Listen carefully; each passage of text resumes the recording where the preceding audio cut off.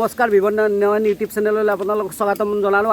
আজি মই এটা বহুত ডাঙৰ এইটো ভিডিঅ' চাই ভাল পাব আপোনালোকে, কাৰণ কিয় আমাৰ অসমৰ ফটো সাংবাদিক তৰণীকান্ত বৰ্মন যে আছিলে, তেখেত আজি 2 বছৰ নে 3 বছৰ হ'ল মাৰা গ'ল।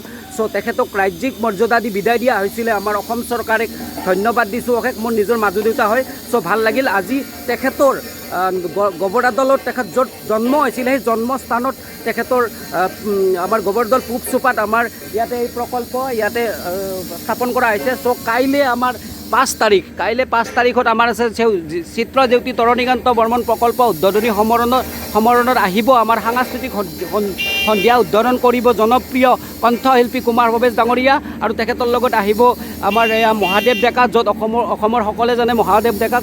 আৰু আটাইতকৈ ডাঙৰ কথা হৈছে IPL খ্যাত ক্ৰিকেটাৰ আবু নেছিম আহিব।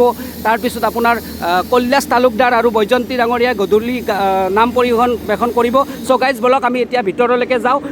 এই ইয়াতে কি কনষ্ট্ৰাকশ্যন চলি আছে বা কালি কেনেকুৱা প্ৰস্তুতি চলিছে আমি এতিয়া এইটো দেখাব চেষ্টা কৰিম। বলক ইয়াতে আছে মোৰ মাজু দেউতা যে কৈ আছোঁ তৰণীকান্ত বৰ্মনৰ, তেখেতৰ ইয়াতে পিকচাৰ অংকন কৰা হৈছে ইমান ধুনীয়াকৈ। বোধহয় গুৱাহাটীৰ পৰা আহিছে নেকি তেখেতে। এই যে ফটো এইটো কেমেৰাটো দেখিছে, এই কেমেৰাটোৰ পৰা তেখেতে বৰদলৈ ট্ৰফি যেতিয়াৰ পৰা আৰম্ভ হৈছিল তেতিয়াৰ পৰা ফটো মাৰিছিলে। অসম আন্দোলনৰ তেখেতে ফটো মাৰিছিলে। চ' তেখেতৰ কাৰণে আজি আমাৰ গোটেই অঞ্চলবাসী তথা আমাৰ অসমবাসীয়ে যে গৌৰৱ কৰিব পাৰে। কাইলৈ তেখেতৰ ইয়াতে প্ৰতিমূৰ্তি স্থাপন কৰা হ'ব। এয়া মই প্ৰতিমূৰ্তিটো দেখুৱাম।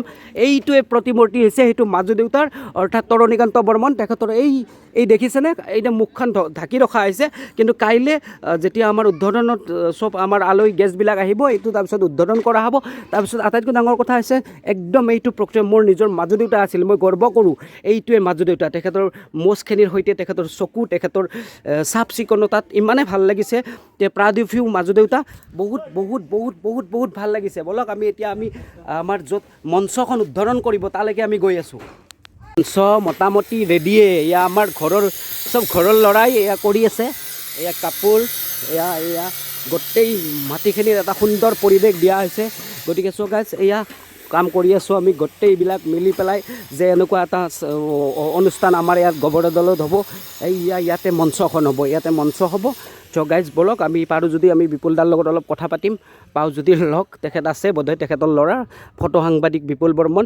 তেখেত নিউজ 18ৰ ভাল জেনেৰেলিষ্ট হয় স্পৰ্টছৰ। গোটেই ইণ্ডিয়াৰ বাহিৰত তেখেতে যায়। তেখেতে যিমান পাৰে আমাৰ অসম ৰাইজৰ গোটেই ইণ্ডিয়াক দেখুৱায়। ত' গাইজ আপোনালোকে ভিডিঅ'টো কেনে পালে মোক আপোনালোকে কমেণ্ট শ্বেয়াৰ কৰি জনাব। এনেকুৱা ভিডিঅ' আপোনালোকক দি থাকিম। এই আন্ধাৰেই হৈ গ'ল, গতিকে চ' এতিয়া মই ঘৰলৈকে যাওঁ। ধন্যবাদ।